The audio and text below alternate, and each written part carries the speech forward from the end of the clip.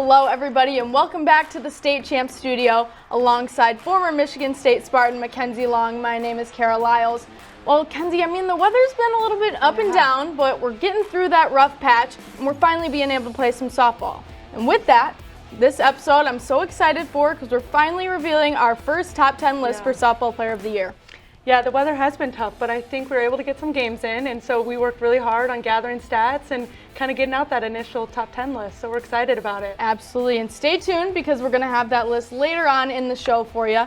But let's talk some softball games. Milford at Novi ended up splitting the doubleheader. Regan Bennett, what a dominant softball player. See from her. You know, she's dominant on both sides of the field, and I think that's what's so key to her is she's able to provide and produce for her team offensively, but also on the mound. She had 11 strikeouts in 7 innings, and she was a single shy of the cycle.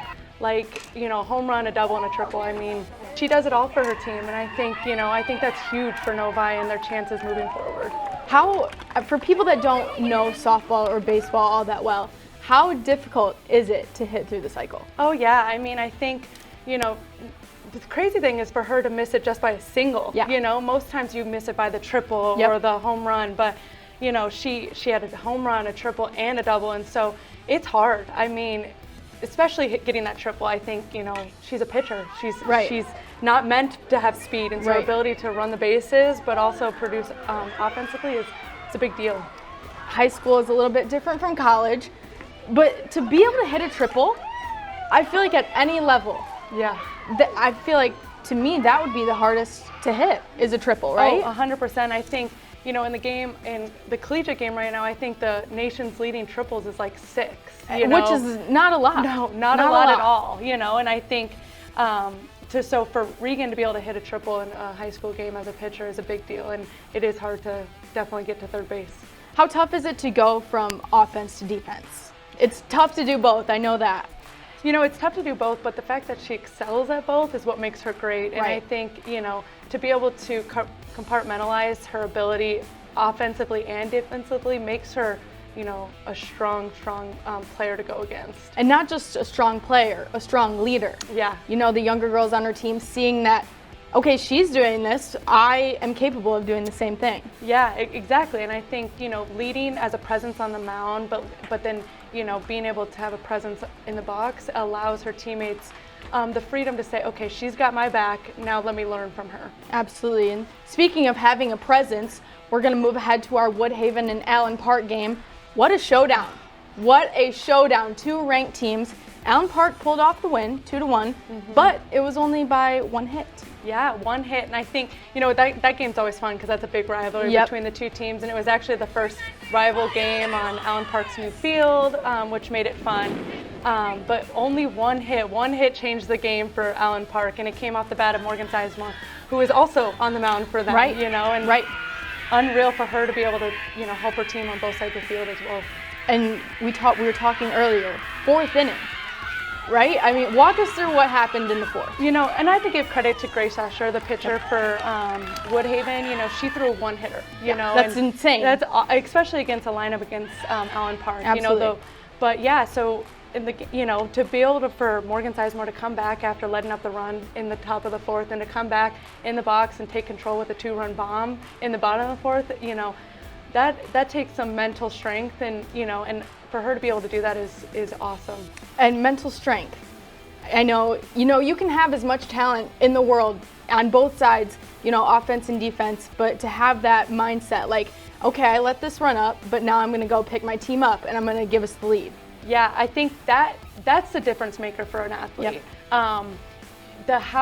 What is the mental toughness of an athlete, and that's where you see teams have a ton of talent but aren't successful, and teams that are decent with talent but are super successful. And I think Morgan Sizemore's a senior. She's been there. She's done that. She won a state championship.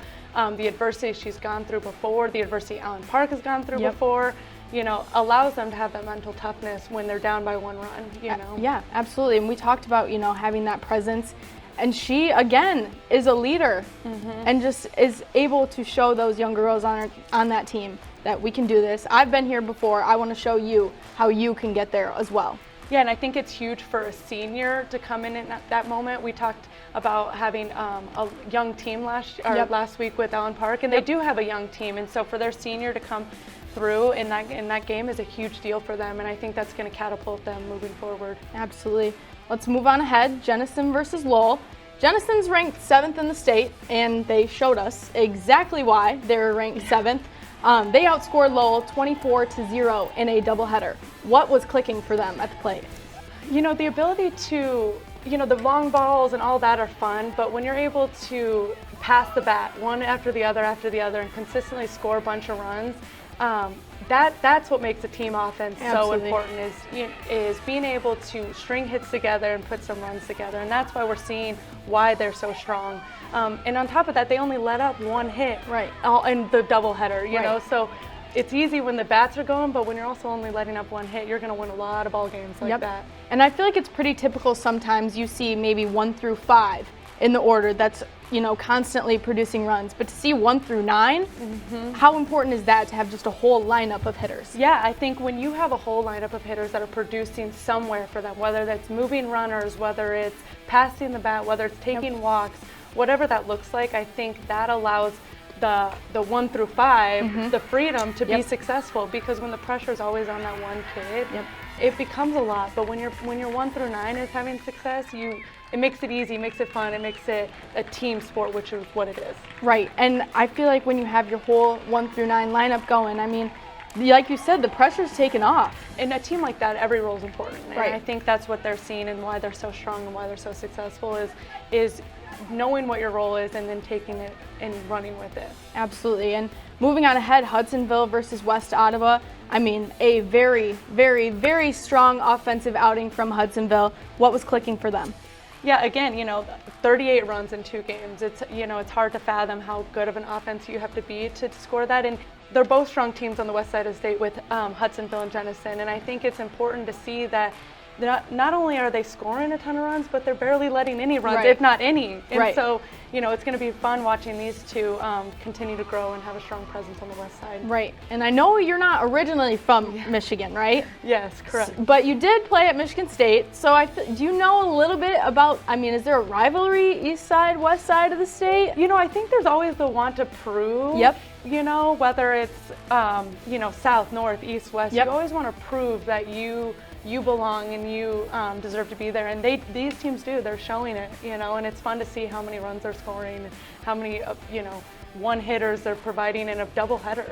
Right, and even to see teams playing each other during the regular season that are from the west side, the east side. It's fun to see the competition and the different type of games that each side of the state plays. Yeah, and I think you see it especially in the coaching side of the game. What's important to the coaches turns out to be what's important for the teams. And when a team really does create a culture, they run with that culture, and so you see on different sides of the state what's important to those coaches and what they're going to run with. Are they more dominant in pitching, or are they more dominant in hitting? And that's what's fun to see. Have you noticed a difference between these different sides of the state? Have you noticed one focuses more on hitting, one's more pitching? Yeah, it seems it definitely on the west side you can see that they're scoring a ton of runs, offensive, right? Yep. But then you look at this Woodhaven and Allen Park, and they're a team with 2 very, very strong offensive lineups, but yet they're scoring not very many runs in these games. And so you definitely are seeing a presence of more of the hitting side on the west side right now. That doesn't necessarily mean hitting's not going to happen on this side either. Absolutely. Well, it is time. We've got our very first top 10 list for Softball Player of the Year presented by Turn Into. And what a dominant list. We've got all different ages, all different positions. How strong is this first list? Yeah, I think this list is a very dynamic and strong list. I think we have sophomores all the way up to seniors, and I think, like you were saying, position-wise, is the impact that they have, whether they're pitchers, whether they're shortstops, center fielders, catchers. The impact that they have on their team goes far beyond their stats, and their ability to bring the team together, perform in big games is really what we're looking at, and we're super excited on this first list. And this week, we're going to profile Regan Bennett. What a dominant softball player. Yeah, she does it really on both sides of the field, and I think that's what was key, is in through 8 games, she's already batting .667. Which is insane in itself. It's insane, and she already has 6 home runs. She has 19 extra base hits, and 19 RBIs, and that's just offensively. Yep. Like that alone, gives her a slot on the list. But then you look at her pitching numbers, and they're just insane. I mean, through 4 games, 4 starts, she's 4-0, and she has 58 strikeouts. She already had a no-hitter this season against Brighton, and she's averaging 14.5 strikeouts through 7 innings. I mean, that number is insane. Is also crazy. Yes, in itself. I mean, like you said, she does it on both sides, offense and defense, and I feel like sometimes that might be looked over at how difficult it is to be so dominant on both sides. Yeah, I think this stat is what stands out to me the biggest, is she has more extra base hits offensively than she's given up hits pitching. Yeah. That alone is like, that's just crazy to think about, and she's done a good job on both sides of the field. She's really keeping her team in the games, and she's just showing out. Absolutely, and like we mentioned before, just a leader, and it's important on these teams that are so successful to have a leader that all of these younger members can look up to. Yeah, Regan's committed to South Carolina, Yep. and I think that comes with a lot of pressure and but pressure is a privilege, and Absolutely. Regan is showing that, and Regan is showing how to play through that pressure. And I think sometimes when you're a younger player and you're in these big games or playing against big opponents, you're always kind of crumbling under pressure, nervous with the pressure. Yep. And Regan's showing not only the pressure to perform offensively and on the mound, but she's showing that it's okay and pressure is good. Yep. And I think that's key. Soon you'll be able to cast your vote for her or any of our members of the top 10 list at statechampsws.com. Whoever is leading that online vote can never be removed from our top 10 list. All right, Kenzie, we've got a lot of big tournaments this weekend. What are we looking at? Yeah, the Backyard Challenge is this weekend, and there's a lot of big names, a lot of big teams in that tournament. So, and a lot of really, really big matchups. I think that we'll see kind of what's happening throughout the rest of the year. And Mercy is also hosting their own tournament, so looking forward to what this weekend brings. Well, that wraps up this episode of Swing Away. We'll be back with you next week unpacking some of these big softball games. And every week after that, leading up to the state finals game. Let's hope the weather doesn't get a little soggy on us, and let's hope those bats stay hot. Yes, and on the defensive end, I hope we see some of our stud middle infielders turning too.